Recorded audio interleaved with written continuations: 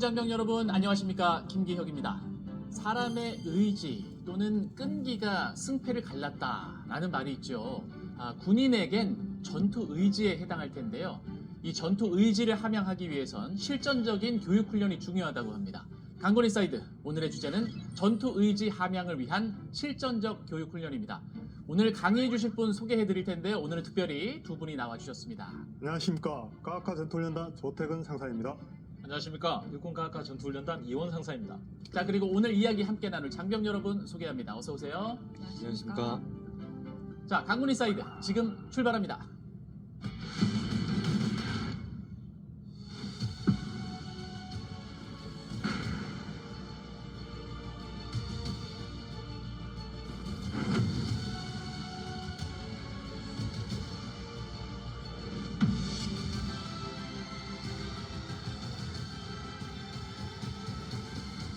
과학화 전투훈련 저도 많이 들어봤는데요. 어떤 건지 자세히 설명 좀 부탁드릴게요. 과학과 전투훈련은 정보, 통신, 컴퓨터 시뮬레이션을 비롯한 첨단 기술을 활용해서 야전 부대가 실제 전투와 가장 유사한 환경을 경험할 수 있도록 만들어진 훈련 체계입니다. 세계적으로 이런 과학화 훈련 체계를 갖추고 있는 나라는 현재 14개국인데요. 그중 우리나라, 미국, 이스라엘 3개국만 여단급 훈련 체계를 갖추고 있습니다. 그렇다면 육군과학화 전투훈련단은 어떤 곳이죠? 육군과학과 전투훈련단은 현대전의 교훈과 실전적인 전투훈련에 대한 필요성이 증대되면서 2002년 창설됐습니다. 그동안 중대급 전투훈련, 대대급 전투훈련을 실시했고 2018년 국내 독자 기술로 여단급 과학과 전투훈련 체계를 완성해 육군의 여단급 부대를 대상으로 훈련하고 있습니다. 저희 부대도 올해 말에 KCTC 훈련이 예정되어 있습니다. 훈련 과정에 대해서 좀 더 설명해 주실 수 있습니까? 네, 과학과 전투훈련은 작전 준비, 작전 실시, 사후검토 순으로 진행됩니다. 훈련을 준비하는 단계에서는 훈련부대는 장비와 물자를 수령하고 장비 운용 능력을 숙달한 뒤에 명령하달과 전투협조회의를 진행합니다. 작전 실시 단계에서는 전문 대항군 연대와 교전하면서 지형과 기상의 다양한 전장의 마찰 요소를 경험하고 이 과정에서 상한 조치 능력과 전투 기술을 숙달하게 됩니다. 훈련이 끝나면 부대는 전투훈련 동안 수집된 전투 데이터를 바탕으로 종합 사후검토 과정을 거치는데요.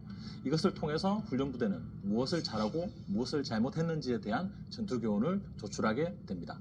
그럼 두 분이 과학화 전투훈련에서 맡고 계신 임무는 무엇인지 궁금합니다. 저는 대항군처에서 습격대 관찰 통제관 임무를 수행하고 있습니다. 훈련부대의 카운터 파트너인 전문 대항군을 관찰 통제하고 지도하는데요. 대항군이 적다운 적으로 야전 부대를 훈련시킬 수 있도록 돕고 있습니다. 네, 저는 81mm 박격포 소대장 관찰 통제관 임무를 수행하고 있습니다. 관찰 통제관은 훈련에 참가한 장병들과 24시간 함께하면서 훈련 준비를 도와주고 작전 실시간 임무 수행에 대해서 지도와 조언을 하게 됩니다. 두 분은 육군과학과 전투훈련단에서 얼마나 근무를 하셨고 근무 중에 혹시 기억에 남는 에피소드가 있을까요? 네, 저는 15년 근무했고 기억나는 에피소드는 2012년 2월 훈련이 가장 기억에 남습니다. 당시 훈련 기상은 영하 20도를 기록하고 있었고 식사를 추진해주는 행정보호관이 적포탄에 사망해서 식량이 5끼니째 도착하지 않는 아주 극한의 상황이었습니다. 제가 관찰 통제하는 소대는 추위와 배고픔으로 사기가 너무나도 떨어져 있었는데요. 그때 소대장이 소대원들에게 했던 말이 아직도 기억에 남습니다. 여명이 오기 전이 가장 어둡다는 말이 있다. 우리에겐 지금이 바로 그 순간이다. 지금 가장 어둡고 힘들지라도 조금만 더 버티면 작전을 성공적으로 완수할 수 있다. 우리 꼭 방어 작전을 성공해서 진짜 맛있게 밥 먹자. 할 수 있다. 라고 했습니다. 한국인이 가장 쉽게 하는 약속 중에 하나인 밥 먹자라는 말이 그렇게 진정성 있게 들린 적이 없었습니다.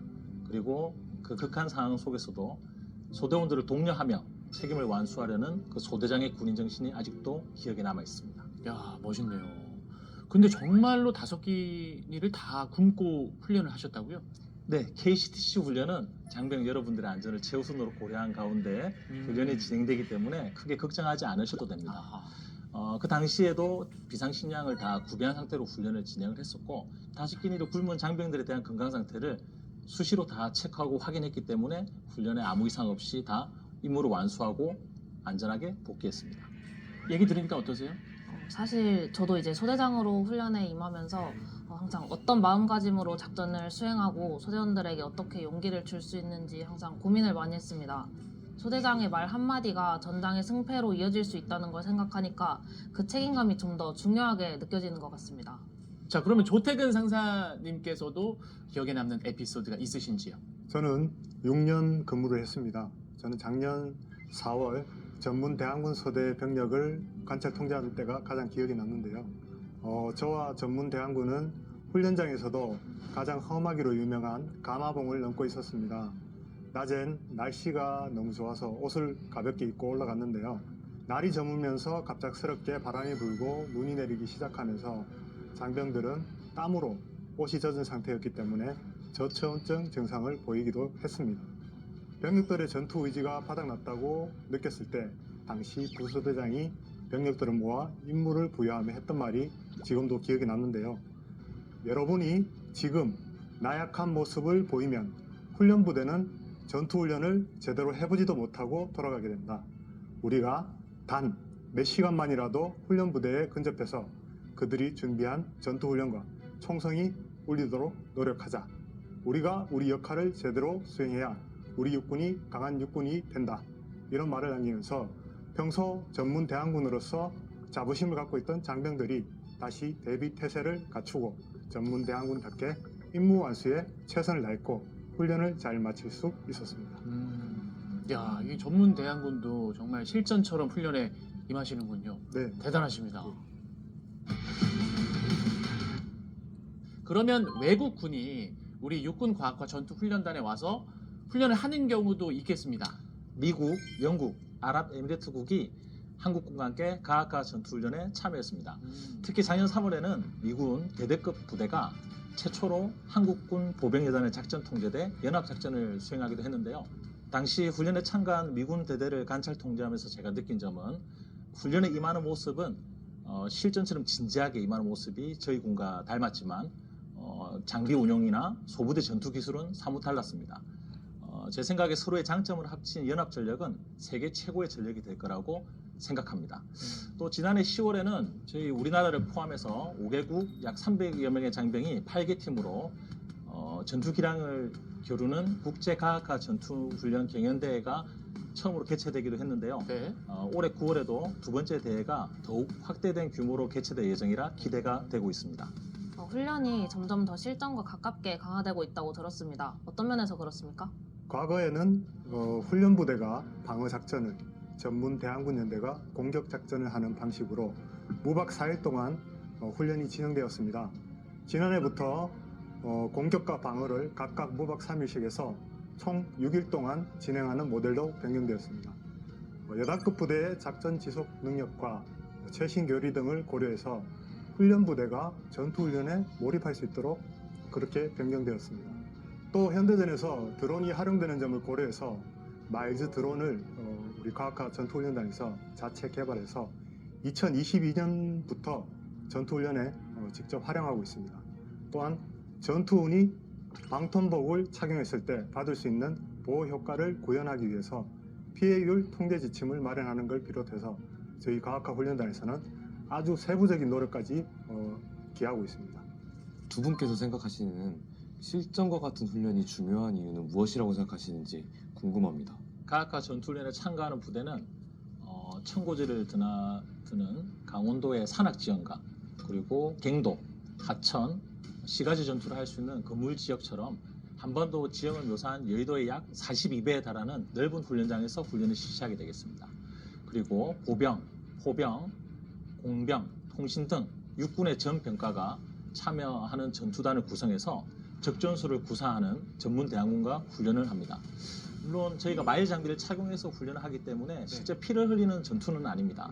하지만 실전과 같은 훈련을 통해서 부대는 전장의 다양한 마찰 요소를 경험하고 부대 작전 능력을 점검하고 소부대 전투 기술을 기를 수가 있습니다. 특히 임의 시간과 장소에서 벌어지는 조우전을 효과적으로 숙달하게 됩니다. 이렇게 실전과 같은 훈련을 경험해본 부대와 하지 않은 부대는 실전에서 분명한 차이가 생길 수밖에 없습니다.